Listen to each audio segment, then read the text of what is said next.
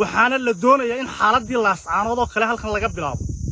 in badan baanu madaxweynaha u gudbinay inuu wax ka qabto hadduu ka qaban waayo annaguna inaanu la bilownaa bay noqonaysaa waa niman doonaya in qasaawo salan ka dhaco oo burbur iyo xaalad dagaal ay isu beddesho dawladnimada imika dee bidhaanteedu muuqata ee dadku eeganaya waxna lagu laayayna looma sheegin waxna lagu galayna looguma sheegin xasuuq baan lagu dhacay halkanna in badan baana lagu xulxulay oo lagu xasuuqay oo lagu soo baxay gobolka Burco laguma saacido dastuurka dawladda Soomaaliland waxa lagu saacidaa dastuur reerleeyay oo xeer ah waxaan salaamayaa ummadda muslimiinta meel ay joogtada waxaan ku salaamayaa salaanta islaamka assalaamu calaykum waraxmatullaahi wabarakaatuh waxaanu ku sugannahay oo imika aanu joognaa meesha la yiraahdo waabaha waa meeshii uu ka dhacay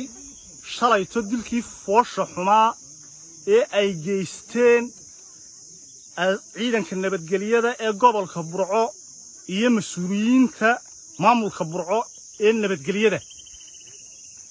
tii oo maanta tacsideedii la joogo dhaawaceedii la dhayayo dhibtii taallo ayaa maanta si xaaraana haddana loo go'aansaday oo gobolku u go'aansaday in haddana xasuuq dambe laga geysto oo dadkii shacabka ahaa ee waxaa lagu sameeyey maantana lagu soo noqdo waxaanu leenahay madaxweynaha qaranka Muuse Biixi Cabdi haddii maanta aad u taag weyday xaaladda gobolka Burco ee soo noqnoqonaysa ee la bartilmaameedsaday beesha aanu ka soo jeedno annagana la odhanayo maanta madaxweynihii qarankaa leedihiin cidna saacidi mayne ee dantayadaannu u baydhaynaa ciidanka qaranka iyo kuway carruurta u yihiin ee yidhaaha halkaa wax ka qabta intay ciidanka soo dhigaan Cali Saahide ciidanka qaranka carruurtoodii ka dhigtay iyo mas'uuliyiinta gobolka Burco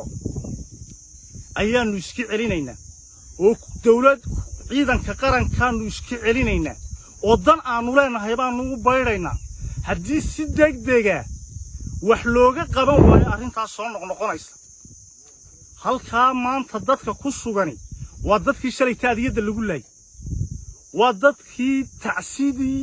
dilka shalay joogay waa dadka dhaawacoodii dhakhtarka yaallo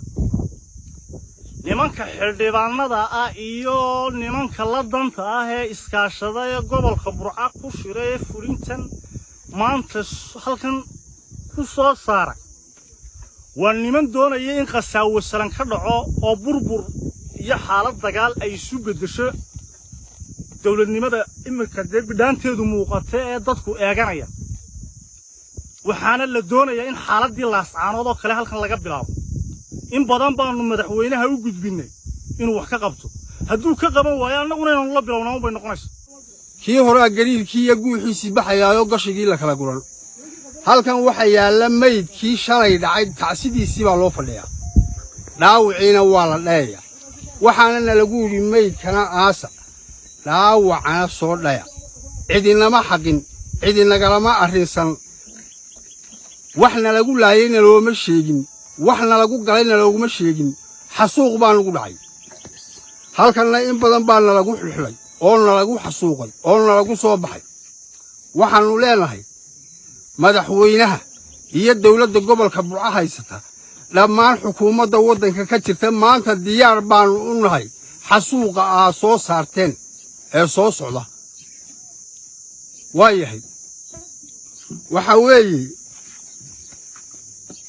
waxaanu leenahay